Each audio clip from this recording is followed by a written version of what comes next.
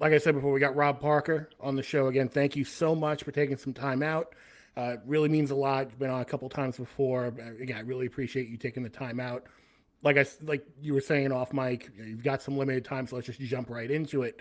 I want to start off with a sports media question because obviously you've been in the industry for a very long time now, and it seems like we're kind of at a sea change right now in the way people consume sports media and in what people expect from their sports media. The past, I would say, decade or so has kind of been dominated by this mantra of the hot take, or you know, I think Fox Sports said, coined the phrase "embrace debate," and we've seen that with a lot of stations trying to capture that mode. And I feel like there's a change coming, or has already started coming, where people want a little more substance, and they're getting it through podcasts, through YouTube, and even with shows like the Odd Couple of you and Chris. You guys don't necessarily. I mean, you get heated every once in a while, but what I appreciate about you guys is that it is more of a free flowing discussion. Like, there's never a moment where it feels like you guys are throwing out takes for the sake of just throwing out a take. Well, I think that it's a combination, and I appreciate you having me on. Of course, I love the hat you're wearing, MLB Bro. We appreciate the support. It means a lot. But I think they want information, and they want people who are well thought out, who have something to say. And I think that's what makes the Odd Couple work, because Chris and I are both trained newspaper people who have, taken on television and radio, but we have a strong print background. And I think that's where we are different from a lot of places where you don't have that. And so we don't just throw anything up against the wall. We have credibility to hold on to, and we want to give people the best information. So I do think people want credible, informed sources and information. And that's why I push back a lot on the former athletes who are, in the media space, who pretend to be media, but often when they have guys on, they don't push back, they don't follow up with questions, they don't they don't hold people accountable for their takes. And I think fans, while it might be great to get a big name as a guest, if they don't offer anything or tell you anything, what's the point on having them? So I think there's a happy medium between the two. Well, that was actually going to be my follow up, because you've had a lot to say recently over these athletes starting up podcasts, and some of them have been more successful than others. But even with that, I think there's a balance, because there's, on one side, there's value in getting a player's insight and knowing that, okay, now that they're out of the league, they're doing this show and they're giving you a piece of them every week that you can, glean a little something from. But like you said, the other side of the coin is, I like JJ Redick. If JJ Redick has Kevin Durant on, do I think he's going to ask Kevin Durant, like, hey, what was the deal in Brooklyn? What was going on with you and Kyrie? I don't think that's going to happen. I'm glad you brought up JJ Redick, because me and him got into it. If you want to go back, JJ Redick's a former player. I have respect for that, okay? But he had the nerve to go on ESPN and tell fans after the Lakers got ripped in the opener last year to not to focus in on the Lakers and to make the season all about LeBron James and passing Kareem. And I took exception to that, because he sounded like a fan, sounded like a guy who never bought a ticket and rooted for a team. I mean, how are fans supposed to only embrace what LeBron was doing and act like the Lakers season didn't matter? And fast forward to the end of last season, the Lakers made it to the Western Conference Finals. So if the fans followed JJ Redick's approach, you know what I mean? Like how could he immediately dismissed the entire season after one game, as if the Lakers are going to be terrible and there's no reason to pay attention to them. I just, stuff like that drives me crazy. Well, yeah, I think that's where these guys could stand to have a little bit of a check and balance system. Like, if a lot of these guys did a show where it's like them and an analyst, and the analyst pushes back on that, like, there would be something there. But I mean, maybe it's out there. I just haven't seen that yet. No, because most of them is just buddies who are going on each other's podcasts, glad handing each other and laughing at inside jokes and stuff. Dude, I know a lot of former athletes. A lot of them do a really good job. I'm not anti athletes, but if you're going to play the role, what I'm offended by is when networks and places pretend that athletes are reporters. And so they have them on these shows interviewing each other, as if they're reporters and they're going to ask the pertinent questions. That's when I'm offended. Right. And I think that's why you look at a guy like Charles Barkley, and he's a guy who knows his role completely, embraces who he is, and you know, he's willing to ruffle feathers. Like he But lost his that's why the relationship with players Michael hate Charles Jordan. Barkley. But that's why the players hate him, because he's honest and he's going to be real with it. And that's why he's at the top of the game and he does a great job. I can remember watching some terrible game on TNT, and they go to Charles at the half, and he goes, "This game is unwatchable. If I Yeah, he's wasn't like, here turn getting this off. paid, Like, if I wasn't here getting paid, I'd be doing something. I'd be watching something else." I mean, how many guys get to say that on a network that they're working for during an NBA game? Zero. no, absolutely. And speaking of big people in the media right now, I want to switch a little bit to football, college football. And you know where I'm going with this, Deion Sanders. Um, what's your assessment of the situation at Colorado right now? Because I feel like had they lost their first game and then won the next two, this week would have been less of a it would feel less like a major hit. But because they won the first three, I feel like people got all amped up and they couldn't see the forest for the trees. And a lot of people were going, you know what? Yeah, no, I'm going in on Colorado this week. And then they went all in on Colorado. And it's like, no, like before the season, like the experts were saying, like they cannot measure up to a team like Oregon and especially like USC next week. Quite yet. This is a reclamation project. 100%. Everybody, it's people are prisoners of the moment. And Dion's done a great job. No one's poo-pooing it or discounting that a team that won one game last year had won its first three games. That's an accomplishment. But people who actually thought they were going to go to Eugene and beat Oregon that have won like 27 of their last 28 at home or something like that. I think people just got caught up and caught up in the moment. What I want to see going forward is all those stars who showed up to Boulder. I want them to continue to Right. go to Boulder, continue to support Deion, and don't disappear now when they lose a few games and they're ugly. Because there's so many front runners, people who never even knew where Boulder was, showed up, you know what I mean, to be a part of what was happening. And then, an embarrassing loss to Oregon, and now we'll see how people react and where they are. And are they going to be front and center when they play USC, or are they going to get back into the shadows because things aren't going that well? Do you think people are making too much about the Oregon coach and that speech he gave beforehand where he's like, they're going after clicks, we're going after hits and wins? Like, because I think there's two things can be true at once. One, I think I don't have any problem with what he said because he's trying to hype up his team. He's trying to get them into the game and to beat the snot out of Colorado. On the other side, though, I do think there is a certain element or a certain faction of people who saw that. And you saw after the game people tweeting it on social media, like, yeah, he speaks for all of us. And it's like, who's all of us? What's going on here? Well, I didn't have any issue with the speech. It's a pre-game. You're trying to fire up your team. I thought it was extremely clever, actually, to equate clicks and wins, and to say, yeah, they're glamour. They have a high-profile coach, a Hall of Fame former player. One of the few guys in this world can go by just one name, and people know who you're talking about. So to do that and then say to them, hey, we're just here trying to win football games and we're not as glamorous and we're not all that. I thought that was a great message. I didn't have any issue with it.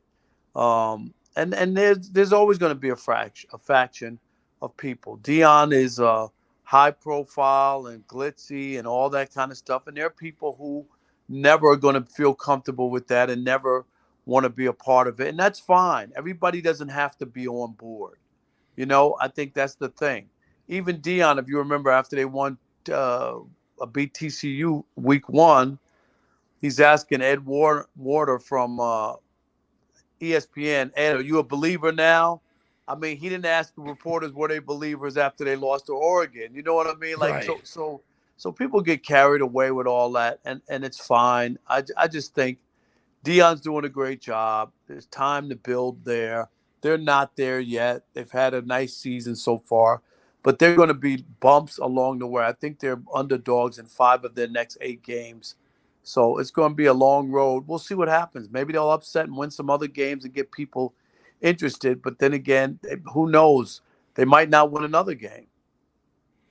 But that's the funny thing is even if they don't win another game, they've won 2 more games than they did last season. So Yeah, that's but like it'll be they've different. tripled. I know it would be different if they go on the run and then If you go on the run losing at the end, people won't have the same feeling. no one's You know showing up. what I Lil mean? Wayne ain't coming near Boulder anymore. Right. There will not be a Lil Wayne concert if they lose the next 5.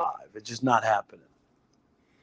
Now, speaking of things that aren't happening, this Damian Lillard trade, apparently, like every few weeks, I feel like something's going to happen with it, and then it doesn't happen, and we end up waiting another like few weeks until something doesn't happen again. I know you've had a lot to say about him recently. That it is very hypocritical of him to just want to go to Miami. Now we're hearing reports that there could be a bunch of teams in on a trade, and he could go to the Celtics. He could go to this place. He can maybe end up in Brooklyn. Is it kind of too little, too late? Like, because I feel like at the beginning he should have given them a list of like 5 places he wants to go, not 1. Yeah, I mean, I think he's the one who actually handcuffed the Trailblazers. Because one team, once you do that, it hurts their leverage and their bargaining power with the Heat. Knowing that no one else is going to get involved, and they got to do what's best for their organization going forward. It's nice to help out a former player who's been a good soldier and a good player for you, but to not at the expense of the organization going forward. So I don't blame the Trailblazers. You remember when Durant asked the Nets for a trade? They didn't go and trade him. Right. Remember? They couldn't get equal value, and they weren't going to give him away. And so Portland shouldn't be asked to give away Damian Lillard either. And his people, whoever leaked that he only wanted to go to Miami, it was just a bad move. And that's why he's still in Portland. I mean, training camp is opening up, next week? Yeah, well, that's the fascinating thing, because I'm always fascinated by what the sort of mainstream or national media has to say on a situation, and then like what's the real word on the ground, like in Portland. And it was kind of eye-opening. I can't for the life of me remember the reporter's name, but you on your guys' radio show had a guy on from Portland who like 2 months ago, and he was very much in the camp of, oh well, no, they should very much like capitulate to Dame and do whatever he wants. Because I remember that Chris and I went after him, if I remember correctly. Yeah, and I was kind of blown away by because like you said, they have to do what's best for the organization. It's not like it's 2 years ago where it would have been a little more advantageous to trade Dame. Now it's like you're already locked into a lot of younger guys. You've got a new coach in Chauncey. Like you want to get this thing rolling as soon as possible. Well, my thing, too, is Dame didn't want to be there. He shouldn't have signed that extension a couple of years ago. Right. You know what I mean? Exactly. Like, you can't take the money and then ask them to trade you for less value. None of that makes sense. He's not willing to get to void his contract and move on. I just don't understand. If you didn't want to be there, you shouldn't have signed the extension. I don't understand it. Yeah, now I want to move over to baseball. Literally a couple of minutes left, and something that you've been beating the drum on for a long time now, and that I feel some moments eventually, like everyone comes around to believing the same thing eventually. And I feel like the Barry Bonds argument that he should or shouldn't be in the Hall of Fame.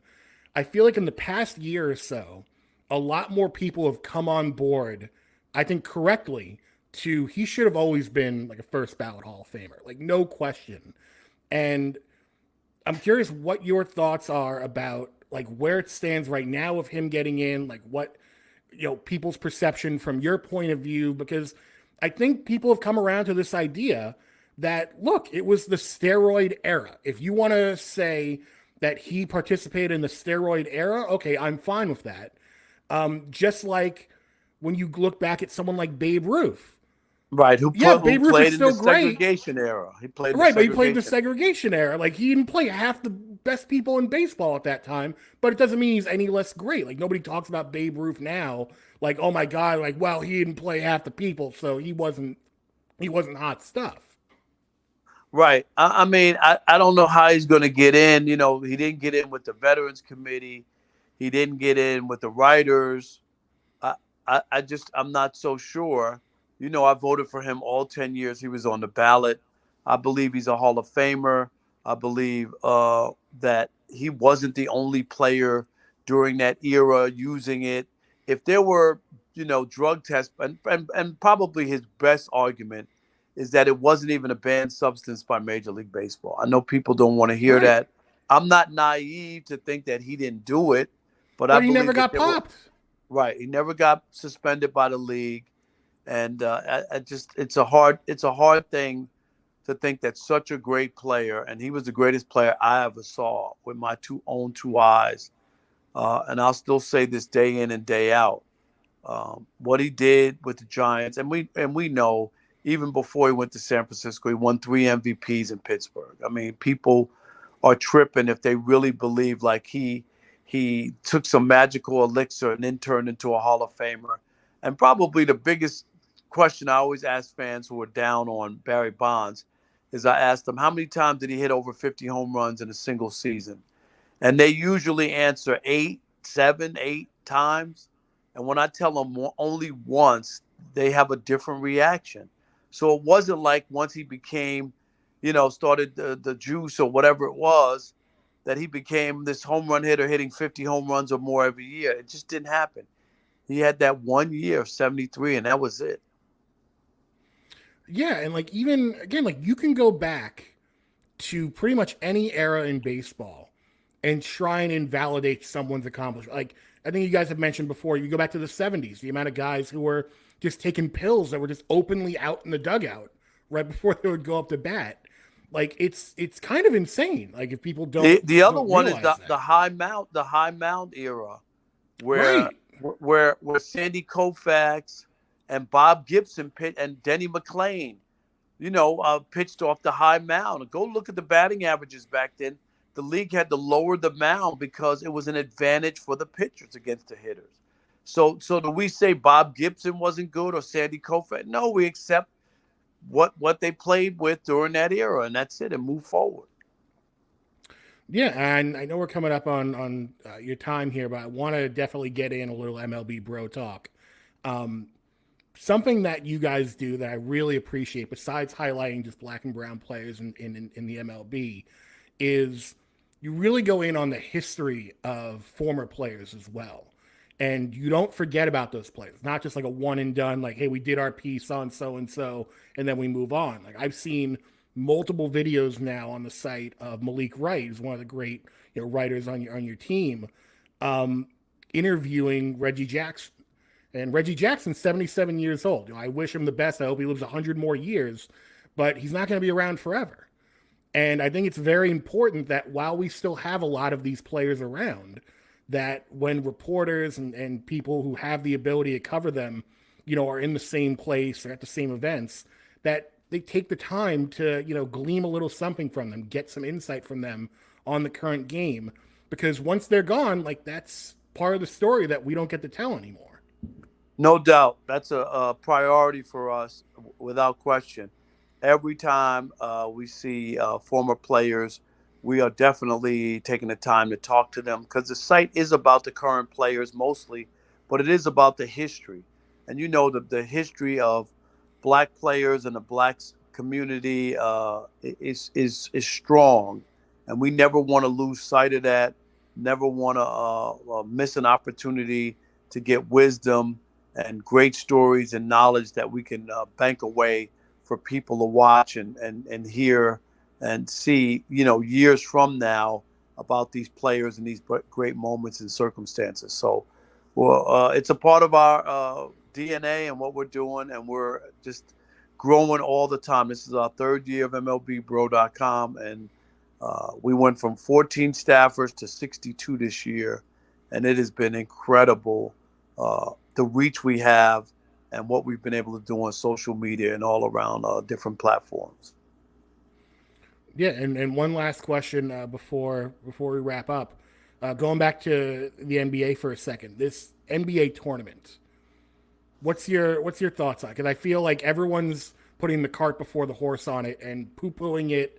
And I get it. It's it's something that we haven't done before. It's something that they do in the WNBA, but this is to a lot of people. That might be reason enough not to do it. You already said it. I mean, I'm calling it hot garbage. I'm sorry. I'm not interested.